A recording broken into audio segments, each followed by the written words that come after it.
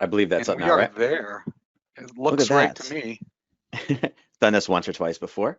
Yeah, I know. And by the way, I'm just going to mention while Daily FX does their analysis and Mike Boutros is available on Monday mornings, I thought I would just tee it up that right now, Bryan and I every morning for 15 minutes, and it's a different time frame, so would be able to catch both shows. We go on at 8 a.m. Central, 9 a.m. Eastern, and we do some technical analysis on hotspots in the markets and show where you might want to be looking and what Nadex products might be compelling or interesting, whether it's a knockout or a call spread or a uh, binary option. And again, if you're not familiar with any of those products, there's resources available on our YouTube channel as well as on the Nadex website. And I will tee up. Last week, I did an introduction to binary options. The recording is up there. It's the top recording. And if you want to know more about call spreads and knockouts, I'm going to be doing that this Thursday. So we do offer a lot of support for traders and for people who want to be active day traders and get into the markets. All right, with that, Bryan, let's take us through. It's all yours. Trader psychology. Bryan Caprice, everyone. Yep, thank you. I really appreciate it and appreciate the opportunity for being able to put this on. So, I feel like I have the hardest of all the topics. It's one of those things. So, trader psychology is wow. It's one of the obstacles that every single person that ever tries to trade the market will always encounter. Everybody's different. Old, young, it doesn't matter who you are. At some point in your trading career, you're going to have some type of emotional kind of setback. It's just that's what trading is. Okay. The way that the markets are designed, the way the technology is taking things, trader psychology is probably probably one of the most written about and focused on. And God, I mean, how many medications have probably been written because of trading the markets and what can happen in there. So it's one of those topics that I feel very blessed that I can share with it. And now, just as a caveat, just so everybody knows, I do not have a PhD in psychology or sociology and things like that. I'm coming from a little bit over 20 years of trading in the markets, since the tech bubble. I've seen up, down, left, right, sideways, two different tech bubble, a tech bubble crash, a housing bubble crash. I am not a 12th generation trader. So I started it just like most people out there are. I started as a person that, as a kid, I always loved money. I thought, everybody in the stock market was rich, did everything probably wrong in the beginning before I finally found my way. So it's one of those things. Over the years, I've mentored and worked with, more students than I can count, on my hands and toes, and even, Todd's fingers and toes, right? And there are certain trends and things like that you see for people. So today's presentation on trader psychology is going to be a little bit different. And I'm going to give you guys some tools, and I'm going to show you the old standby, kind of recommendation as far as if you want to kind of master your trader psychology, but then also an alternative view that is brand new, and it's one that actually I feel resonates more with who we are and where we are in trading right now. So with that said, I'll just go ahead and kind of jump into things. Let me see if the buttons are on now. I gotta click it here. There we go. So let's first start off with a Nadex risk disclaimer. You guys have probably heard this already once or twice today, but I'll just get it out of the way for myself. Trading on Nadex involves risk and may not be appropriate for all. Members risk losing the cost to end of the transaction, including fees. You should consider whether Nadex or trading on Nadex is appropriate for you in light of your investment experience and financial resources, and any trading decisions that you make are solely your responsibility and at your own risk. Now, past performance is not necessarily indicative of future results. None of the material included herein is to be construed as a solicitation, recommendation, or offer to buy or sell any financial instrument on Nadex or elsewhere.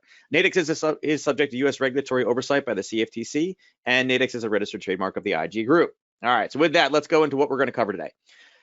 First things first, we're going to talk about market participants. Before we can talk about the psychology, you got to know the playing field you're on.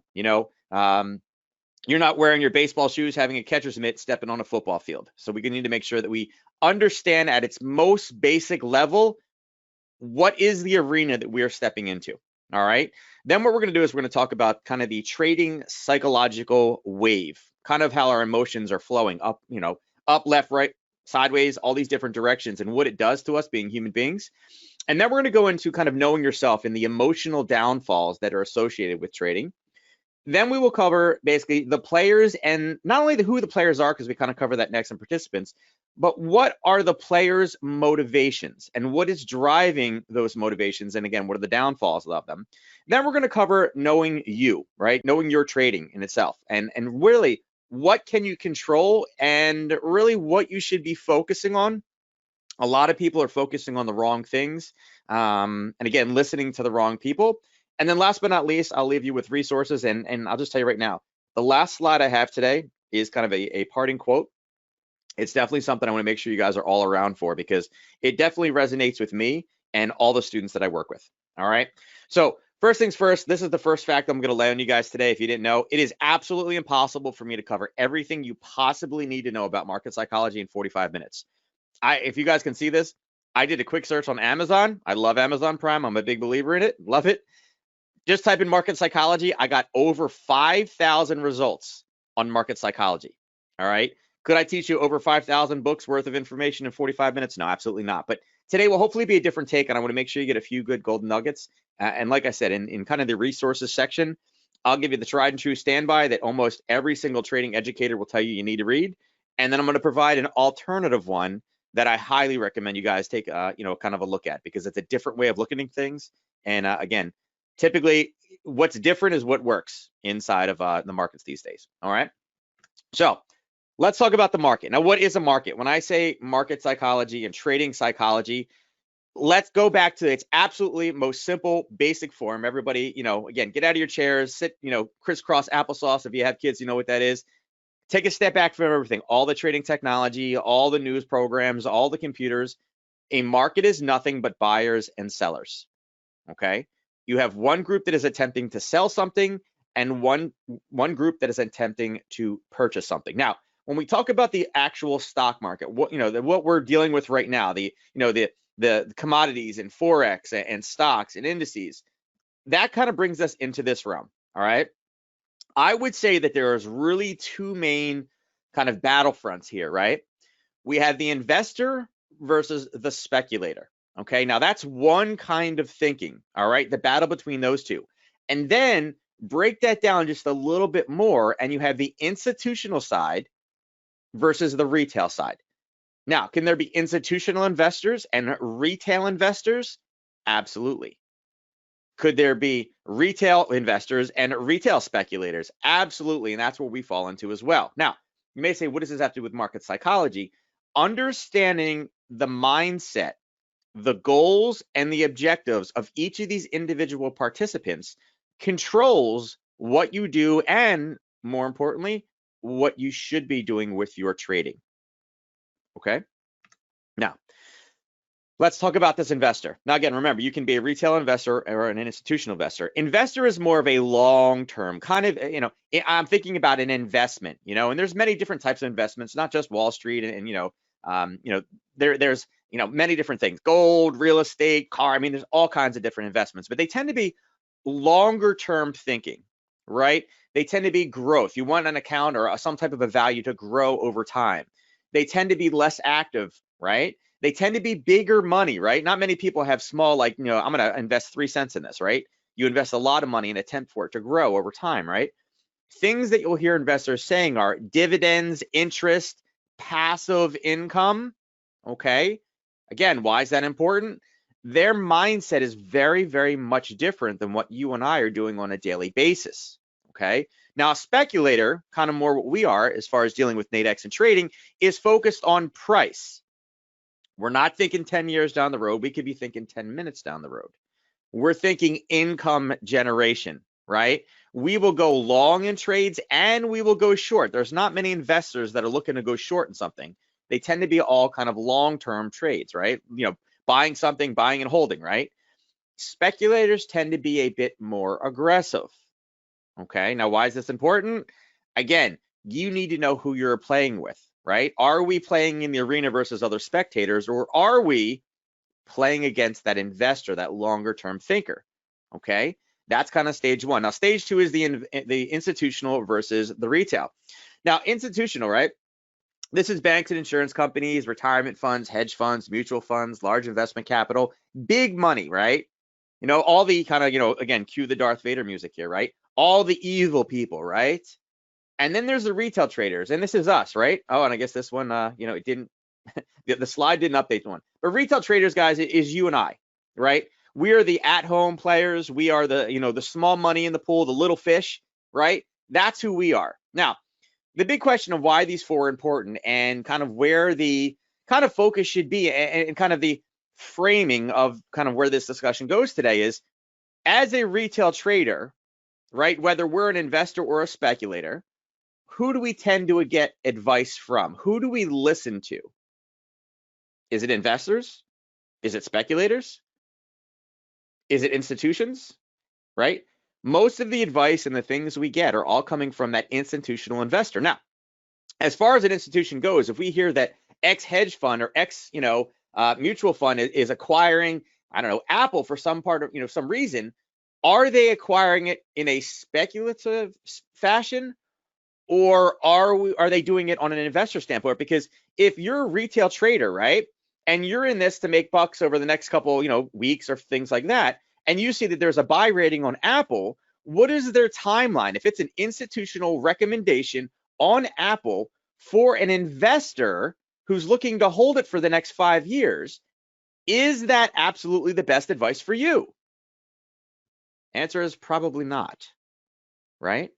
Probably not. That's why a lot of the times retail traders get themselves in a lot of situations, because where we're getting the advice from, a lot of people don't ever think, okay, what is that person's motivation for telling me that? For those of you that have watched the sessions with Todd or seen, anything where I've had a bio up, I didn't put one up in this presentation, but you guys know I did spend a little bit of time inside of, one of the big three advisory firms.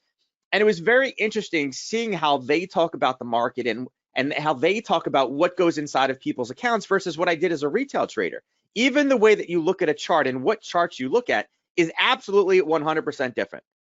Now, I've never actually traded a bank-owned account, but I do know people that traded for banks. And again, I know a guy that used to work for Scottrade as well as a market maker for them. He's like, I never looked at anything less than a 4-hour chart. And it's funny because as a retail trader, we don't look at anything really over 4 hours. I mean, you have those, sometimes the daily and the weekly, but how long can you look? I mean, think about it. We look at a weekly chart. Once every 7 days, we get a new candle. Can you stare at that as your 9-to-5 job, watching that same candle every single day of the week? No. But again, as a retail trader, we need to break things down. So again, a lot of times the advice and things like that, people are not looking at this, figuring out who is it we're trading against? What are they telling us, right? Even news releases. We see a news release. Well, who is that news release for? Is it for a speculator or is it for an investor? Who are they trying to present that information for? And again, how can we take advantage of it? All right. You want an example? Here you go. Here's oil. And I think this was 3 weeks ago, 4 weeks ago, maybe. I don't think I had the date on the bottom here. No, it was a couple. This has been within the last month. Okay. Oil inventory report. Now, this oil inventory report comes out every single week, typically Wednesdays, right? Wednesdays at 10:30. This week it's at Friday, kind of a weird day, right? But what happened is what we saw, and I don't know if you guys can see my cursor on the screen or not, a little blue thing. You may or may not be able to, but if you look at the chart on the left, you can see that price ended up hitting that green area, which is the supply zone in the way I trade, right? And early morning from, before oil or before the oil inventory report came out, price rallied and went all the way back up, right? All of a sudden at 10:30, this release comes out. Oil inventories were down 6.1 million barrels. Got to be thinking, oh my gosh, we got a whole lot less oil than we should. Man, I bet that's it. I mean, supply is down. That means the demand is going to go higher. Price is going up. Well, look on the right side. What did it do? It gave us a little bit of a spike up, just enough to trap all those traders that said, hey, it was super negative. This is positive, right? And what did it do? It collapsed all the way back down to that same buy level. Has ever happened to anybody out there where you buy something and it immediately goes against you? And you got to be thinking to yourself, does the market know that I got in? I'll tell you right now, your wife is sitting there telling you, see, the market knows you got in because it went down the second you bought it. I told you shouldn't have done this, right? You guys, I'm sure you guys have been there, or ladies have been there before, in the past, if you've ever done this for real, right? You've seen this. This was 3 weeks ago. Then go to last week. What happened? Same thing. Early morning rally from the UK session. It peaked right when the oil inventory report came out. It was yet another negative number, worse than expected. Hey, we got less supply, right? Less supply means more people are going to want this oil. The price should go up. And what did it do? It rolled over and tanked again. And that was a pretty nice move. 50 cents in 20 minutes. It dropped over 50 cents in the oil market. Now, for those of you that aren't familiar with or have never traded oil, I'm very big in believing and knowing what the potential is. If you guys aren't sure about this one, what I would do is, and again, not right now, but after today, go look at the Nadex website. And even if you're trading Nadex, I recommend every single person do this. Go into Nadex, go look at the products, go down to commodities, look at the contract specifications for a shorter duration binary, particularly in crude oil. See what the strike width is from the 10 to 12 period of time. Because this thing moved over 50 cents in 20 minutes. And see how many strike prices in a binary this dropped off just a little bit of a miss. Okay, so again, think back to what I originally said. Who is this information for? And who is going to react to this information and how? As a retail trader, we see this. This actually was on Forex Factory. They're printing green, which means it should be good for oil. And yet it went straight down. Pretty interesting, yes? Now here's what I'm getting at, okay, kind of to sum this up. Every buyer in a market needs a seller, and every seller needs a buyer. Think about it. If XYZ is so good, why would anybody want to sell it to you, right?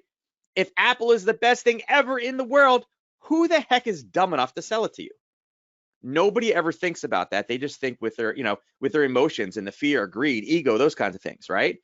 But more importantly, who's on the other side of that trade, right? I mean, think about it.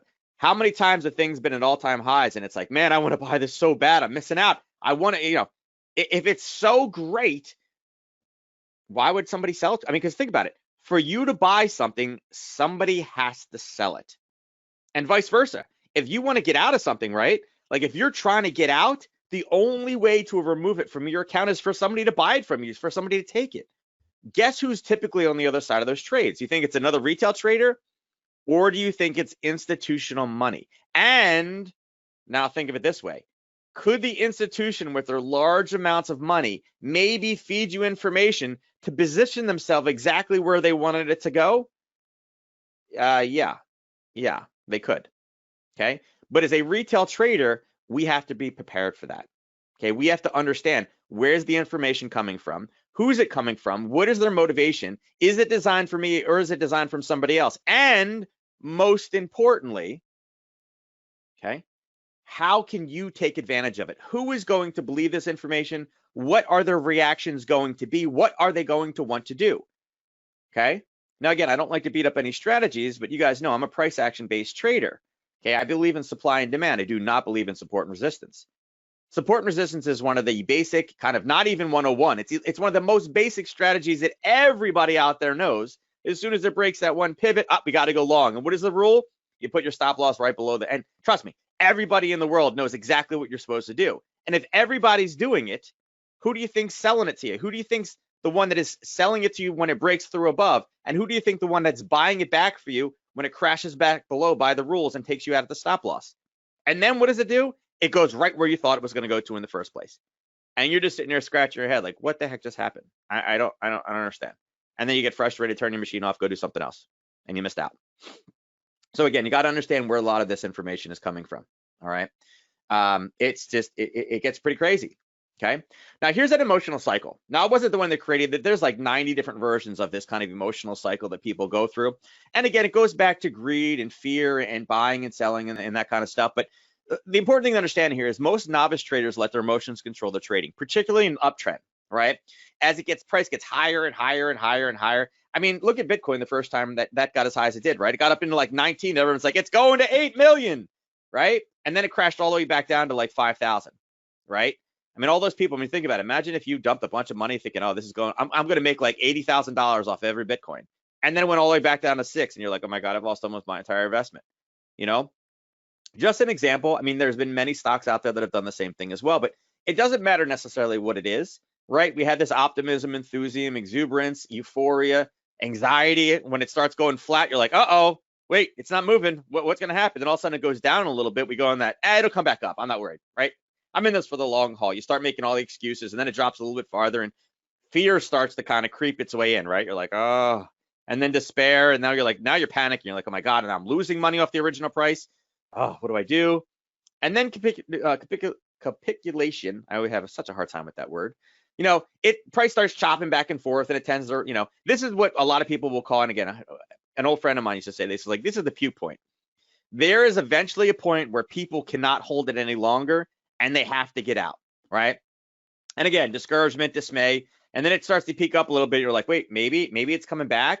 And then it moves a little bit. You're like, woo, I knew I was right. It just got to go a bit farther. And then again, the cycle repeats itself. All right.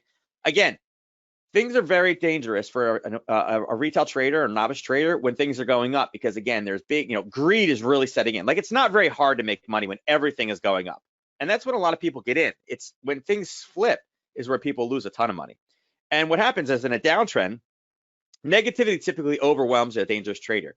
There are people that put their head in the sand. There are people that will make excuses. I mean, it's just there's 8 million things that people do, right? Paralysis is one of the main things that people see. They literally just can't do anything. They're like watching it, and it's like watching a train wreck, right? It's getting lower and lower and lower and lower. And the sad reality is, this could have been avoided if people had done it correctly, right? Had taken a different stance, and again, had a stronger kind of mental fortitude for this. Okay. Now, all of you know this, right? If I said fill in the blank, and I put buy with the blank and the sell with the blank over here, if you guys can see my screen, right? I'm 100% positive that every single person in this chat right now would be able to say we're supposed to buy low and sell high. But the reality is, most people are buying high and selling low.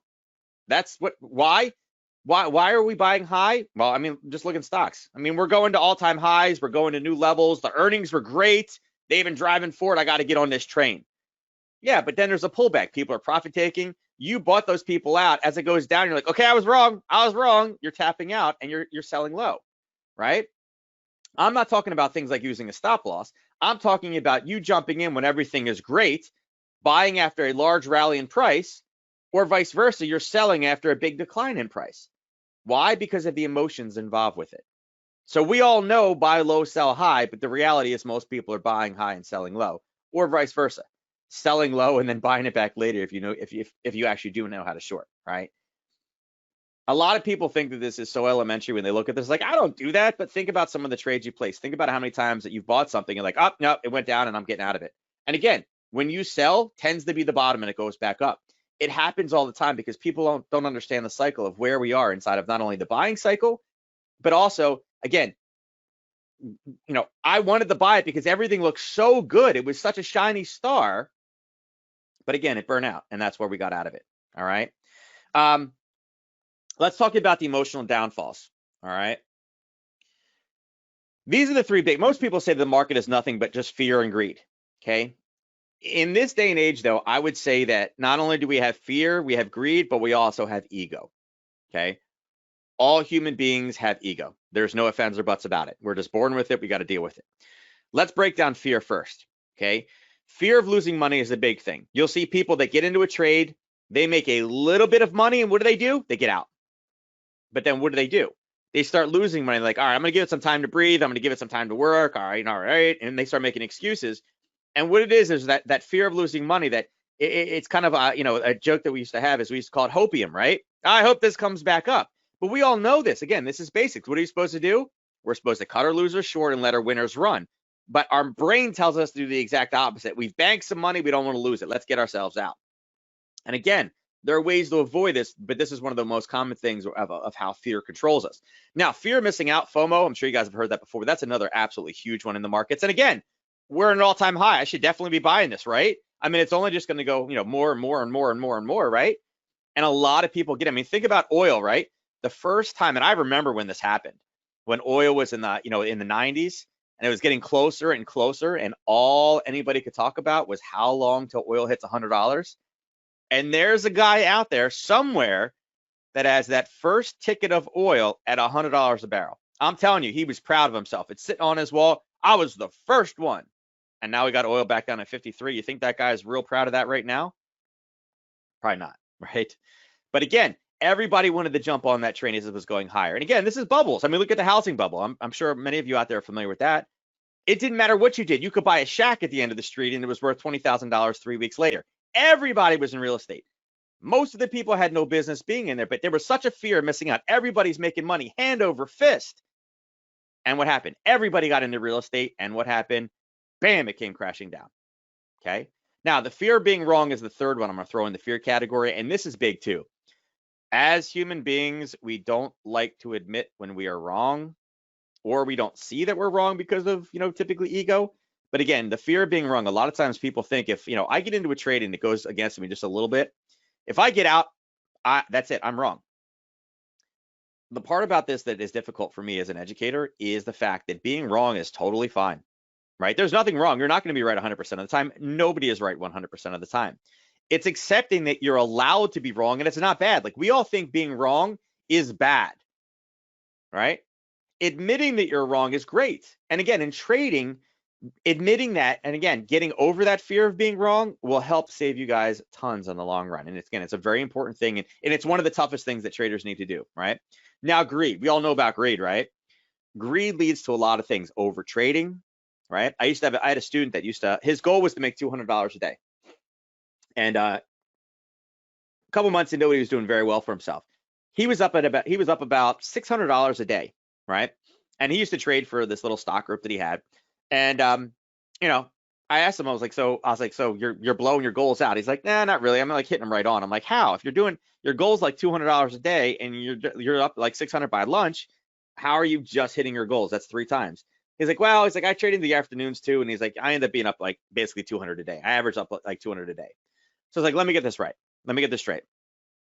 You can't walk away. You can't stop trading well beyond after you've hit your goals, and you lose $400 every day from noon. So I'm like, really? I was like, well, do me a favor.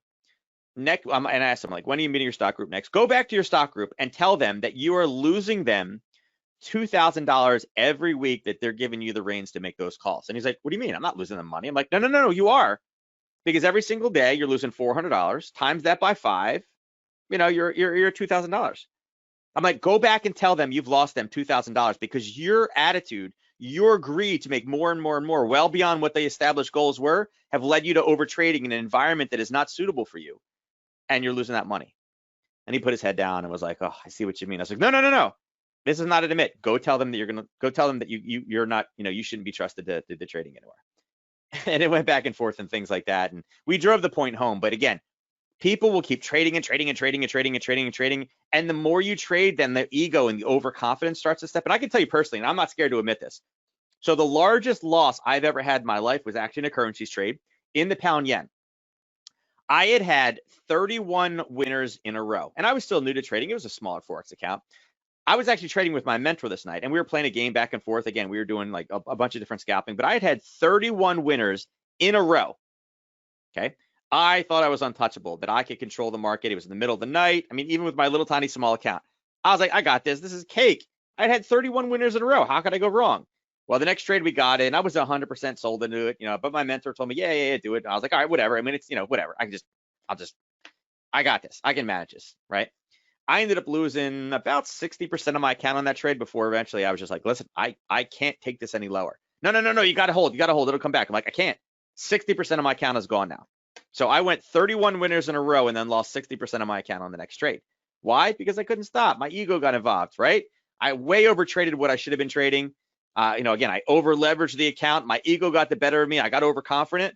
And again, it was a fear on really all 3 of these things. Another one for greed is removing stop losses. Again, this is one of those things. The stop losses, I tell people, a stop loss is, and some of you may have heard this before, a stop loss is like a seatbelt, right?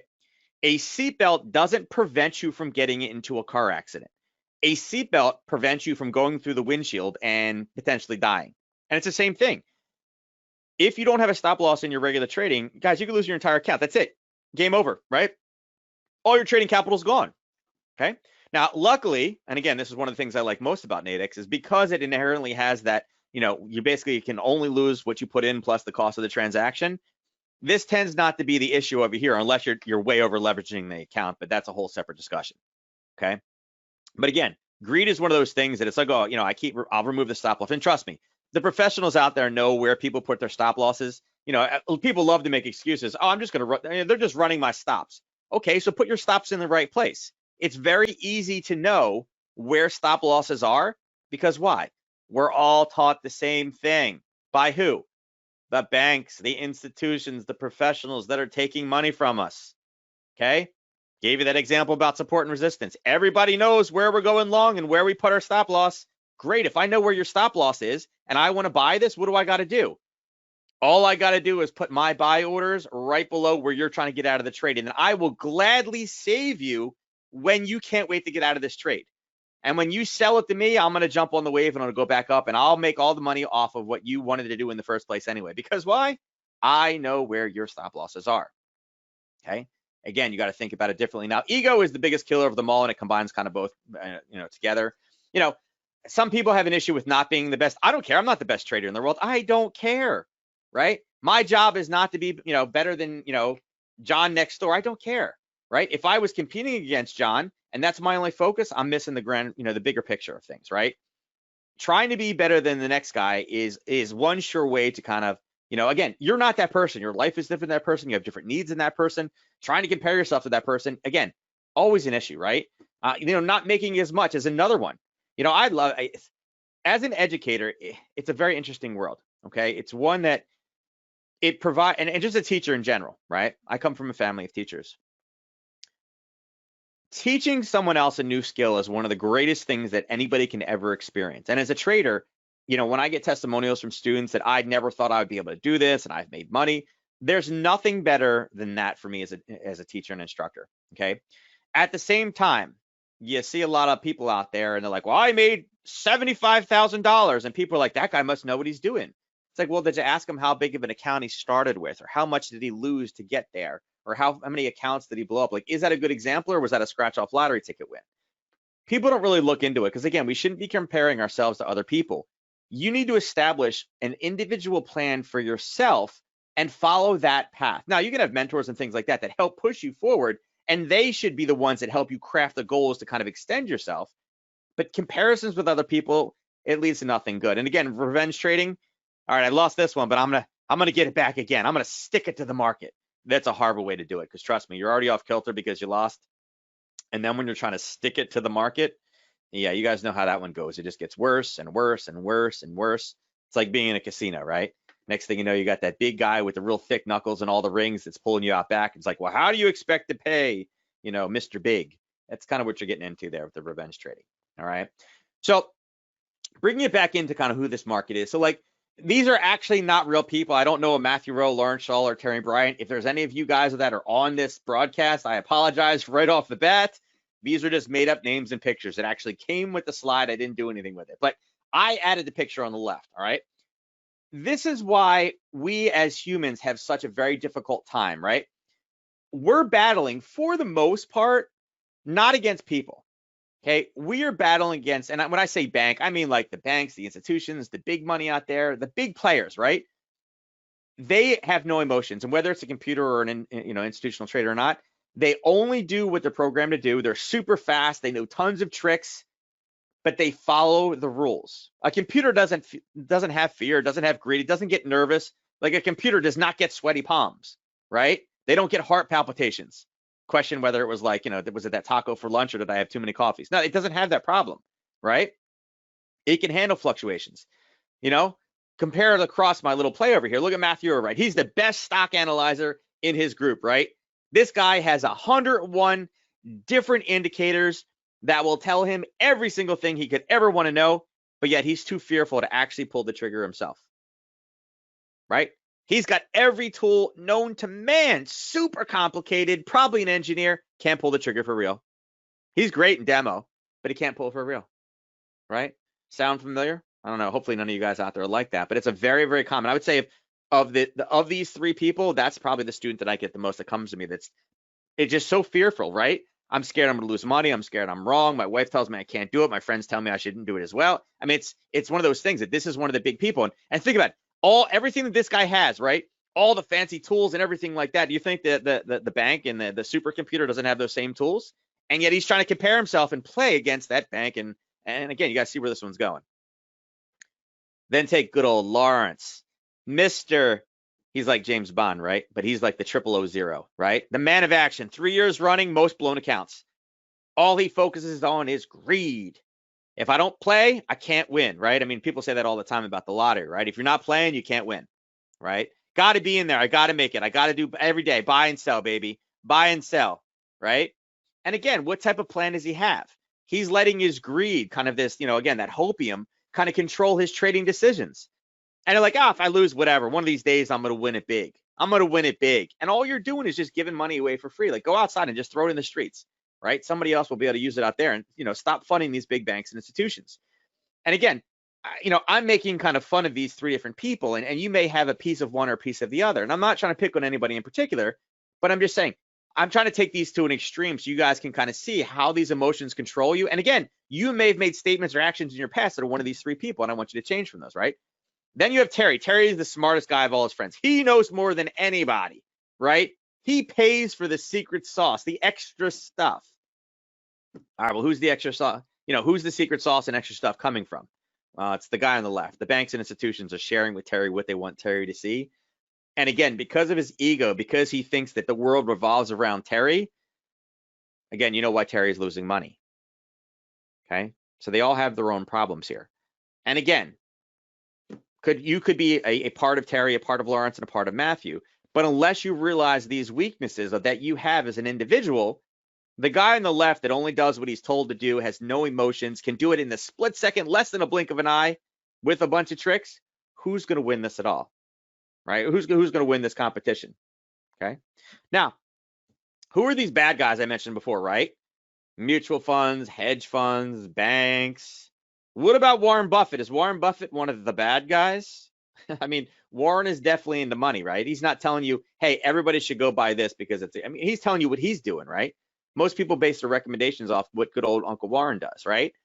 Now, I'm going to ask a question. Now, are these places really the bad guys, right? I mean, they get painted that way. I work for one of the big banks. And again, we think that we're in an arena versus these people. And really, this is one of those psychological things that really gets to people. Like, how am I got to stick it to the hedge funds. Like the mutual funds are bad. I'm going to stick it to them. I'm going to get my revenge on the bank, right? Down with PNC. It's just, those are things that people feel, and they drive your emotions and your trading like you're in competition with these people. And the answer is you're not in competition with these people. I mean, they have billions of dollars. You're not going to compete with $1 billion person. Now, question, and answer this honestly, right? And if you guys want to type in chat, you're more than welcome to. Is bigger better? Okay, is bigger better? And when I say bigger, I just mean more money. A lot of people just instinctively gut feeling, yeah, it's better. Okay, it is, but does it have any type of advantage being that big? I mean, when you're a hedge fund and you need to buy 1 million shares of something, do you think there's no disadvantage to having to buy that many shares? Right? I mean, a mutual fund, when people start doing redemptions and rebalancing, I mean, how many shares do they have to buy and sell to do that? There's costs involved. I mean, granted, it's not much for them, but it's a lot of shares. Is there any drawback to be able to do that? I mean, think about it. I mean, if you're Goldman Sachs and you want to get into a position like, you know what? Goldman Sachs, we love XYZ at $99. We're going to buy 8 million shares when it hits $99. And they publicly say that. What's going to happen? Everybody and their brother is going to buy that at $100. They are never going to let it get it down to 99 because they see that Goldman Sachs is going to buy it. Goldman Sachs said, right? CNBC, Goldman Sachs said it at $99. That's the best buy ever. We're going to buy every single share whenever it comes down to that price. Everybody and their brother should be smart enough to get in there at $100, right? So again, being bigger, they got to do things a lot differently than you and I do, right? They got to be tricky in the way that they do things. They need us so they can get out of their positions, right? Now, the question is, can you exploit this winning edge? And the answer is absolutely. They're so big, we can exploit it, but we got to understand. And again, this is the big downfall with this kind of market psychology thing, right? Who is on the other side of the trade? Who am I competing against? Who am I buying and selling against, right? And can I be wrong? Absolutely. So if I'm wrong, how do I know what's the good spot to be wrong and what's the bad spot to be wrong? And what are they doing against me? What is their strategy? How are they trying to sucker me in? Right? And again, working through those things, it's very difficult to start in the very beginning thinking that way. But the more you master of it, I'm telling you right now, it pays huge dividends in the future, guys. When you realize that these are not the bad guys out here, your job is not to compete against mutual funds, banks, and hedge funds. Now, you will compete against mutual funds because just the nature of the way that they are. But I can't tell you, I used to work I don't know if some of you guys know this or not. I used to work 2 blocks from Wall Street. I used to walk past the New York Stock Exchange every morning. I was in a hotel room, right? Actually, there's a Trump Tower, right, or Trump Plaza, I guess it is, right across the street. It's 2 blocks from the NYSE. I was in the apartment building right across the street from it. I walk past the NYSE all the time. I used to have traders, former floor traders, come in all the time to ask me how to trade, and I was like, "What?" I'm like, "Man, what are you talking about? You're on the floor." He's like, "Yep, it's a completely different system." You know, the days of the good old boy system are gone. It's so electronic now. And a lot of people think with high-speed computers that we're at a disadvantage, but in reality, we get the same information everybody else does at the same exact time, you know? But we put ourselves at the disadvantage because we're believing kind of fallacies and false, false messages that we hear all the time. So again, these bad guys, they're huge, yes, but it doesn't mean that they're bad. And if you start thinking like a mutual fund, like a bank, like a hedge fund, you can really kind of flip your whole life around, right? Here's an example, guys, of one of the tricks that they try to play. Like, I don't know if you guys have ever heard of level 2 data. A lot of packages, software packages have it now. Level 2 data, it came out in 1983, before computers were, we had smartphones, none of that stuff. Even computers, I mean, nobody really had those things. We didn't have, platforms, and, the internet was obviously not out to where it was. But what it was a subscription-based service. It was showing you where the buy and sell orders were in there, and then that was level 1 data, and then level 2 data came out, and many of you have seen this, right? The time of sales, it's showing you where supply and demand is, above and below, the bid and ask price. It's showing you where all these orders are, and this is what they tell you, right? With this information, traders can see price range and associated liquidity at every level. With this information, a trader could determine entry and exit points and assure the liquidity needed to complete a trade. Right? Additional information related to pricing and momentum gives the traders a leg up in implementing trading strategies. And, it was able to, give you a gauge of institutional investor interest in large stock orders, right? Telling you that they all want to buy it. This all sounds great, right? This is what everybody has to have. If you want to be successful, you need level 2 data, right? Well, dive into it a little bit further, and then magically you see this. And again, who gave you this level 2 data, right? Who are you paying the subscription fees to, right? Well, price movement on level 2 is not necessarily an actual reflection of recorded trades. Level 2 is just a display of available price and liquidity. This is an important distinction because high frequency trading programs frequently adjust level 2 bid and ask prices violently to shake the trees and panic onlookers. Onlookers by who? You think PNC is scared of Goldman Sachs? No. When they say shake the tree and panic onlookers, despite the lack of actual, they're talking about us, right? They tell you that, listen, this is a very common practice of momentum stocks. So we think we have the edge. It plays on our ego. It plays on our greed. But all we're doing is being dangled a carrot and manipulated by those institutional traders, right? Furthermore, it goes in and says, hey, listen, there are hidden orders in the system. There are an option for investors that they can hide large orders from the market on the ECN. This function is similar to but are invisible on level 2, thus allowing more discretion in determining prices. They are allowed to hide our orders. They can feed us whatever orders they want to, again, shake the tree and panic the onlookers, playing on our fear and our greed. Again, does that computer AI care if there's, 50,000 people trying to buy stocks at a specific position? No, it just knows if this, then that. There could be 1 million people trying to buy 1 penny above them. It sees if this, then that with no emotion. And again, that's where we get kind of, again, people are playing on our emotions. It's why you need to limit what we're actually looking at, if that makes sense. Now, question is, I'm telling you all this, right? And you say, all right, now I'm all depressed. I was all pumped. I got all these cool strategies today. What the heck, Brian, right? Can I beat them, right? Can I beat these guys? You're basically telling me I stand no chance in the market. The question is, do you need to beat them? Right? Do you need to beat the mutual funds? No, you don't. You guys ever heard that analogy? I don't need to be faster than the bear. I just need to be faster than the guy next to me. It's kind of the same idea. I mean, people will make the same dumb mistakes over and over and over and over and over again. And as a parent, I always want my kids not to make the mistakes I make. I can guarantee when my kids start trading, they're going to make some of the same dumb mistakes that I made. It's just human nature. It's the way that people are wired. It's about what you do going forward that makes the big difference, right? Now, you need to understand where the weak link is. So, I'm not going to read this. You guys can read this to you. Again, this is one of those presentations that I can get on a soapbox all day about it. Most people think, and again, what are people drawn towards? Are people drawn towards making themselves mentally stronger? No. No one comes to trading and says, man, I can't wait to be the strongest human being mentally. No, they come here because they see money and they think, I got the hottest strategy of the week. That's what they look, right? People see a webinar and what they say, oh, I'm getting XYZ super double golden strategy out of this one. Fibs, RSI, stochastic. I mean, throw anything you want on there. And people think it's the strategy that makes it. Okay. The strategy doesn't matter. It's the other factors that are in there. What if you had a strategy that, again, was right only 30% of the time? You took losses 70% of the time. Most people are like, holy God, I can't stomach that. But what if I told you that one had an ROI of over 100% every year? Then you're like, well, maybe I'll look at it right now, right? Again, you got to dive back into things. Money management, position sizing, the way that you leverage your account. And again, the psychological side of it. I just told you, I got a strategy that's going to help you double your account every single year, but you're going to lose 70% of the time.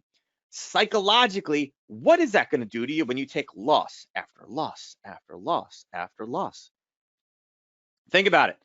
If you don't have confidence in your system and you just took 7 losers in a row, are you going to hit that button again?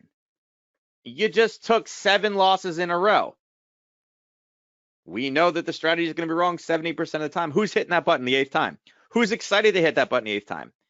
You guys see when I say excited, that's kind of like we're going back to the emotion, but you guys see what I'm getting at here, right? It's about your psychological resilience, about your money management, more so than is the strategy. Now, the strategy is just throw a dart against the wall again, not a very good strategy. Again, there has to be some rules and things like that to it. But as far as what the overall importance is, the psychology, the belief, the confidence in the system, the way that you handle losses. And again, every single person is different. So that's why I'm very cautious to say, if you want to be psychologically successful in trading, you need to do X, Y, and Z, because we all have different risk tolerances. We all have different life experiences. We all have different life systems, right? Everybody's different. So there's not a cookie cutter based system for everybody out there. But understand, at the pure root of trading, you got to know what your weaknesses are. Is it fear that is going to be your biggest weakness? Is it going to be greed and over trading? Is it going to be revenge trading? Is it keeping up with Joe next door? When you know what your weakness is, again, you filter in to make sure that your money management makes sense. And then again, you can start tweaking your strategy to get better and better and better and better and better. But unless you have the financial base, the psychological base on this, it's very, very hard to go forward with much else after that. All right. Now, here's 3 simple tools, right? Again, first tool, be a consistent trade. Have consistent trade execution, right? Be consistent. Follow a rule-based system that removes your gut feeling. Again, the computer has a rule-based system. If this, then that. Okay? Don't deviate from that. If one day you do this, another day you do this, another day you do this, you're just throwing darts at a dartboard. Stay consistent, right? That goes into number 2. We stay consistent so we can journal our trades. When you journal your trade, and it's great that there's a guy that's doing a trade plan after this, because again, when you journal your trade, you can start to make tweaks. You can start gaining confidence. You can overcome losses. Okay? By overcoming losses and gaining confidence, you reduce fear. It helps you from making bad trades. But you don't know that unless you can analyze your system and know, you know what, the way that I trade this strategy, and again, the way that I trade it, not the way that it presented to me, because nobody follows things 100%. We all know that. I'm going to lose 70% of the time, but I'm going to make money. And you got to figure out if you can sleep at night with that. But you're not going to know unless you do the same thing at least 30 times, right? That's what you need before you can make a change, and you got to journal everything. Now, also have accountability, whether it be a mentor, a partner, a trading buddy, somebody that you have to present these results to. I know everybody's like, well, I don't want to share my stuff. There's reasons not to share your stuff. I get that one, but have somebody that you can be, accountable to, all right? And again, there's ways to do that with having your own corporation, be a trader for your company. Again, there's many different things, but having a partner or mentor, having some type of accountability, and that's actually one of the things I provide most for my students is the accountability aspect. It's like, listen, when you want someone to hold accountable to, I'd love to do it. And those tend to be the students that do the best because they know not to break the rules because they got to present those rules to me, right? All right, so let's go to those 2 resources that I told you about. Todd's probably over there going, Brian's going to go over. It's like, but I started late, even though I'm talking quick. I'll give you a couple extra minutes. I know he's saying it. You know how many slides I got left. I'm almost done. Like I said, guys, 45 minutes is hard and I talk quick, but I'm passionate. The tried and true is on the left. Trading in the Zone, Mark Douglas. I'll tell you right now, 99.9% of traders will tell you if you guys want to get better at market psychology, read this book. It'll solve all your problems. Oh, yeah, it's okay. I like it. I find it helpful. But I'm going to provide an alternate solution to you guys. Try the one on the right side. If you guys truly want to get better and a little bit more resilient with psychology, read this one over here. It's called Market Mind Games. It's a completely different take. It accepts the fact that we are human, that we have emotions, but it's about not controlling the emotions, not trying to wipe the emotions out, but how you can use them to your best potential. And again, it goes back into what I'm talking about as far as you're your own individual person. You can't take the advice of anyone. And I think for me, trading in the zone is an overall broad kind of market psychology. Like, yep, this is the basis. This is biology 101.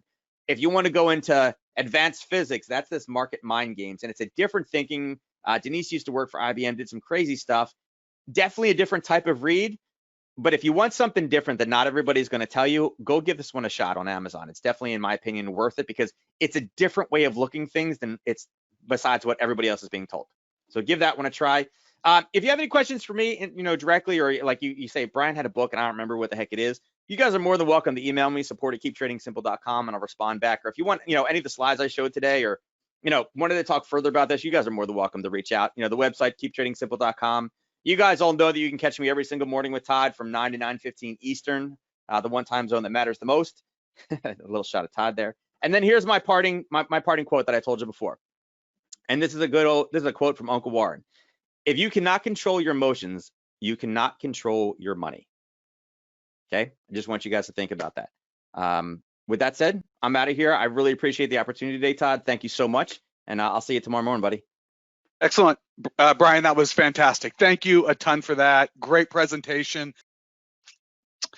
Yeah, I'd like to just put this back up there. If you got, if you want these slide decks, email us, customerservice@nadex.com. We will get you the slide decks, but you have to email customer service and give us a couple of days because I know we're going to get a ton of requests, but we will get you whatever slide decks you want. You just got to tell us which session you would like the slide decks from, and we will do that for you.